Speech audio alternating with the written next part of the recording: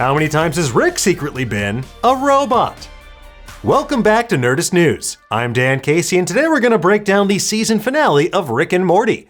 Named for National Lampoon's Christmas Vacation, Ricktional Mortpoon's Rickmas Mortcation is full of shocking reveals, Star Wars feels, and 2 hours of extra miracles on 34th Street. 2 hours longer? They fixed my only problem with it! Now, we have a theory about the episode's biggest reveal of all, and it's one that could have major implications not only for the series at large, but season 7 as well, if we're correct. We're gonna break it all down for you in just a moment, but to do so we have to spoil what happens in the Rick and Morty season 6 finale. So if you haven't seen the episode yet and you're worried about that sort of thing, well, leave now before it's too late. You can come out now? I'm serious. Did you become your clothes? Are you t-shirt Rick now? Over here, butt fart. Whew, that was awesome! Right? Okay, let's get into it, shall we? The central question of the episode, what happens if you drop a lightsaber perfectly vertical, is one that's been long pondered by fandom. Back in the day, Robot Chicken played it out to its logical conclusion as well. A still 22% nicer Rick gives Morty a lightsaber for Christmas, so these two put it to the test in their garage. After Morty accidentally strikes Rick down like Obi-Wan in A New Hope, their game of Fruit Ninja goes awry. Morty drops his lightsaber perfectly vertical. And to try and stop this lightsaber before it falls down too far into the earth, Rick and Morty descend into the myriad sub-basement levels of the garage. Inside, we see Rick's armory of sci-fi weapons, a lab full of strange alien plants, and a room full of people suspended in pods full of a red liquid called globoflin. First introduced in season 4's The Old Man in the Seat, it's basically a prison that lets you live out a simulation of your heart's desire, all of the Matrix, but less gooey. There's also an upscale sushi joint modeled after Sukiyabashi Jiro, one of the world's greatest sushi restaurants chronicled in the documentary Jiro Dreams of Sushi. This 10-seat sushi bar is hidden in a Tokyo subway station, much like this is tucked away in the bowels of Rick's basement lair. Okay, we overshot it. Good problem to have. Still doing the ear roll? Now, apparently ever since Morty took the sword from the Knights of the Sun last episode, Rick's been down in his lab doing butt stuff while his stand-in's been doing bot stuff. Are you a robot? Morty! That's right, Rick secretly replaced himself with a robot last episode so he could resume his obsessive quest to find Rick Prime, his arch-nemesis responsible for killing his family. You said you weren't a robot! It killed me to lie to you, Morty, but it would have literally killed me not to lie to you. Although this season's been one of personal growth for Rick, perhaps best embodied by his empathy for Pissmaster and Analyze Piss, Rick's need for vengeance is maybe greater. We last saw Rick Prime in the season premiere, Solarix, where we learned that Rick C-137, our main Rick, kept the reality where Rick Prime murdered Beth and Diane in a time loop so he can relive that tragic day for all time. Right, I used to drink. In that episode as well, Rick also referred to Rick Prime as the real deal. He admitted that Rick Prime is the real Rickest Rick because he has zero attachment to anyone or anything, including his own Morty and his family. And Rick Prime is our Morty's real grandfather, but despite that, he couldn't care a lick for his own flesh and blood. And despite Rick C-137's unyielding drive for vengeance, he really does care about his family deep down, maybe even more so because he can't have biological grandkids of his own thanks to Rick Prime. And that's why in his own roundabout way, Rick made a robot to be nice to his family out of the goodness of his heart. Rick literally built me to make you happy, Morty. Anything I do is technically something Rick did. While the family reacts to this revelation somewhat extremely, it's understandable because Rick has a history of elaborate schemes to get out of his problems or get rid of distractions. Over the years, we've seen this run the gamut from turning himself into a pickle to avoid going to therapy, to building an ever-increasing amount of decoy families to keep his enemies off his tail.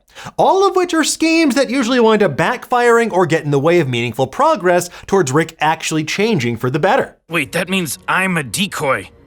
Summer. Now, the episode's end makes yet another meta joke with a jab at the audience who've been asking for even more serialized storytelling, kind of like the stuff we got between the season 5 finale and the season 6 premiere.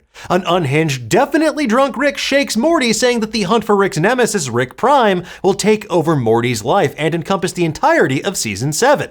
Well, sort of. He mentioned that some of it may play out in the background. It's the most painful shit I've ever had to deal with, and I'm fucking bringing you into it because you asked for it, Morty. You and me, Morty. This begs the question, just how often does Rick send in a robot to do his dirty work, and how often has this been playing out in the background with the writers seeding clues the entire time?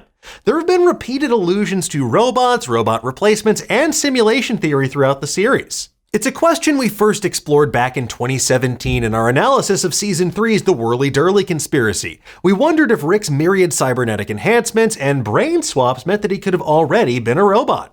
In Season 4's The Old Man in the Seat, Rick walks into the middle of a robot war and convinces the automatons that he's one of them, simply by wearing a Tin Man-style cone on his head with a QR code on it.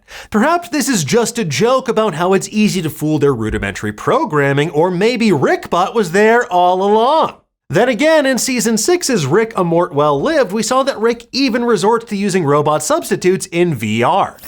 A robot, of course! It's all part of a larger pattern of using robots to protect himself while he's off doing something perceived to be more important. In Season 5 and 6 in particular, Rick has also demonstrated a large number of cybernetic enhancements to his body. I mean, Dadoy, I'm basically Inspector Gadget. Uh-oh! So, while Rick may not have deployed his 22% nicer counterpart until the events of a Rick and King Mortar's Mort, maybe he was actively piloting other Rickbots kind of like their meaty mech suits. All due respect, sir, I know flesh when I see it. Those flesh-covered robots should buy us some time. It's also in line with what Rick said back in Season 3's Rickchurian Morty Day. I could be a clone. I could be a hologram. We could be clones controlled by robots controlled with special headsets that the real Rick and Morty are wearing while they're f***ing your mother. After all, if Rick is smart enough to create the Operation Phoenix protocol to automatically transfer his and Morty's consciousness to clone bodies when they die, Rick could absolutely have Rickbots to do his dirty work without anyone being the wiser, VR headsets and mom blasting notwithstanding. Now, we know that robot Ricks do exist across the multiverse. If you remember way back in Season 1, there was a very obvious robot Rick and Morty in the Citadel and close Rick counters of the Rick kind. That season also teased a robot Morty replacement in the opening credits, and this is all to say that replacing loved ones, including himself, with robots is extremely in Rick's wheelhouse, so this revelation should feel more routine than it may seem to the family. Morty, this family's got enough clones and robots in it. While Rick's robot replacement plan is intended to give him the free time that he needs to hunt down Rick Prime across the multiverse, it could have a potential darker implication. Remember Evil Morty? I mean, of course you do. He's been the big bad of the series up until this point. Well, if you do, then you likely also remember when Evil Morty was sporting that eye patch, because underneath it was actually a cybernetic implant connected to his eye. It wasn't just a fashion statement. And that Evil Morty was also puppeteering a robotic version of Rick known as Evil Rick, much like Rick C-137 did with Rickbot. And look, Evil Morty clearly had plans of his own. He wanted to break free of the central finite loop, the multiversal wall between the universes where Rick is the smartest man in the universe and all of the others. We also know that a side effect of Evil Morty's plan was to destroy portal travel. But who would that benefit apart from Evil Morty, you might be wondering? The answer is Rick Prime, a man that knows he's being hunted by one of the rickest Ricks out there. So what if Rick Prime had a contingency plan, one involving a robotic version of his grandson programmed to rebel against him, to try and break free, and to try and fight back against Rick Prime's arch-nemesis under the auspices of free will? That's right, Evil Morty could be one of Rick Prime's Machiavellian machinations, and in this case, I mean machination quite literally. While Evil Morty did have his eye patch as a cybernetic enhancement, it's entirely possible he didn't realize that he's actually a full-blown robot. Much like the Decoy families didn't realize they were Decoy families, Evil Morty might have been programmed to believe that he was a real boy, unlike Rickbot. Because, according to Rickbot, if you're a robot, you're not allowed to say you are. That's the rule. That's the horrible, painful thing about being a robot. Anyway, folks, there you have it. That's our tinfoil hat-worthy theory about Rick, robots, Evil Morty, and Rick Prime and how it all ties together in a series-long conspiracy. Honestly, we're gonna miss breaking down this show each week, but based on Rick's ravings at the end, it does sound like we might get some of those answers come Season 7. Regardless, we'll have plenty of other delightfully unhinged deep dives for you in the meantime over on Nerdist. For now, though, tell us, what did you think about the finale? What do you think of our theory? Oh, I see someone found my told you so dispenser. Let us know in the comments below, and for the latest and greatest in the world of pop culture, make sure you stay tuned to Nerdist.com.